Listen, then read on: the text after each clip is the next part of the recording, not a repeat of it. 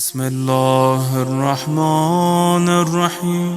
ہونا یہ چاہیے کہ جو امام کو مانتا ہے اس کی زندگی میں خیر بھی ہونا چاہیے، برکت بھی ہونی چاہیے۔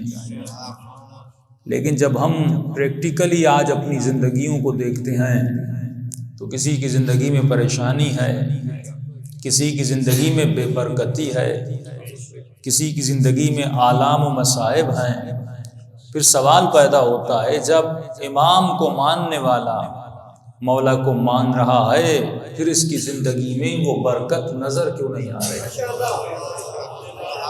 وہ خیر نظر کیوں نہیں آ رہا؟ یہ قرآن کا فیصلہ ہے، جو بھی اس وجود کو مانے گا اللہ اس کی زندگی میں برکت بھی ڈالے گا، اس کی زندگی میں خیر بھی آئے گا۔ لیکن آج جب پریکٹیکلی ہم اپنی زندگیوں کے اندر نگاہ ڈالتے ہیں تو ہماری زندگی میں وہ برکت نظر نہیں آتی، وہ خیر نظر نہیں آتا، کیونکہ ہم، اور یہ صرف ہم نہیں، سارے مسلمانوں کی عادت ہے کہ ہم آیت کا ابتدا تو پڑھتے ہیں، انتہا بھول جاتے ہیں۔ کلمے کے ابتدائی جملے تو مسلمان پڑھتے ہیں لیکن علی ولی اللہ انتہا بھول جاتے ہیں۔ تو ہمیں ابتدا کو بھی لینا ہے، انتہا کو بھی لینا ہے، ہمیں شہر علم کو بھی لینا ہے اور باب مدینۃ العلم کو بھی لینا ہے۔ جب تک رسول خدا نے کہا میں دو چیزیں چھوڑے جا رہا ہوں، ایک کتاب، ایک الوائے۔ اب اگر کوئی ایک کو لے دوسرے کو چھوڑ دے وہ بھی تباہی میں ہے، اگر کوئی دوسرے کو لے اور پہلے کو چھوڑ دے وہ بھی تباہی میں ہے۔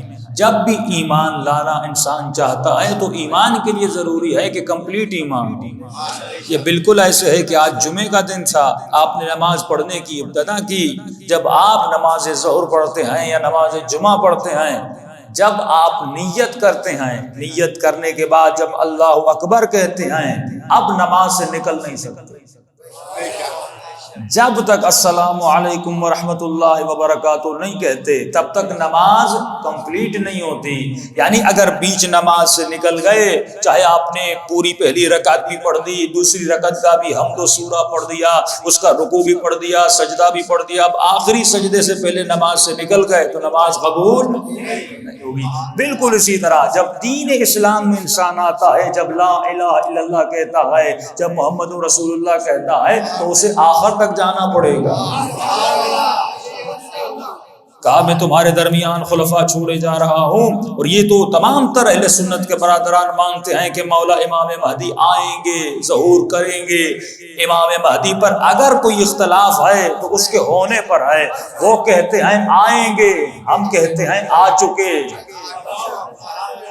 آج بھی موجود ہیں، لیکن بس ہم یہ کہتے ہیں وہ ظہور کریں گے، وہ کہتے ہیں کہ پیدا ہوں گے، فرق اتنا ہے۔ لیکن سوال یہ ہے جو مان رہے ہیں ان کی زندگی میں تو برکت ہونی چاہیے، جو نہیں مان رہے وہ تو بحث سے ہی خارج ہیں، کہتے کیونکہ پیدا ہوں گے۔ لیکن قرآن کی آیت کہہ رہی ہے وہ وجود جسے میں نے آج تک باقی رکھا، کہ اس وجود کو مانے گا اس کی زندگی میں خیر بھی آئے گا، اس کی زندگی میں برکت بھی آئے گی۔ تو یہ خالصتاً گفتگو ان سے ہو رہی ہے جو خلافت و ولایت کو مانتے ہیں۔